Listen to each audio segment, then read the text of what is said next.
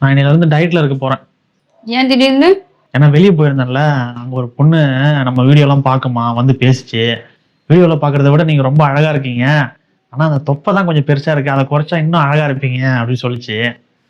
சரி அதான் குறைச்சிடலாம் அப்படின்னு சொல்லி முடிவு பண்ணிட்டேன். சரி நான் டீயை குடி. டீலாம் நான் குடிக்க மாட்டேன். டயட் இருக்கும்போது முதல்ல கட் பண்ண வேண்டியதே சுகர் தான். அதனால கிரீன் டீ வாங்கிட்டு வந்துட்டேன். இனிமே கிரீன் டீ தான். இதை போட்டு தான் நான் குடிக்க போறேன். நீ எப்படி டயட்ல இருக்கிறன்னு நான் பாக்குறேன்.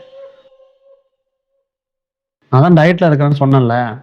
வழக்கமா எப்பயும் சாம்பார் சோறு, ரசம் சோறு அப்படின்னு சோறா போட்டு தொப்பை வேற அதிகமாயிடுச்சுன்னு தான் டயட்லயே இருக்கிறேன். இப்போ மறுபடியும் சோறை தின்ற மாதிரி முட்டை சோறு செஞ்சு வச்சுக்கிறேன். முட்டை சோறு இல்ல, எக் ஃப்ரைட் ரைஸ் சாப்பிட்டு. கொஞ்சோண்டு தான் நான் சாப்பிடுவேன், மீதி எல்லாம் வச்சிருவேன் நான். என்ன ஃப்ரைட் ரைஸே சாப்பிட மாட்டேங்க? அப்ப நாளைக்கு இதை விட ஸ்பெஷல் ஐட்டமா செய்ய வேண்டியதான்.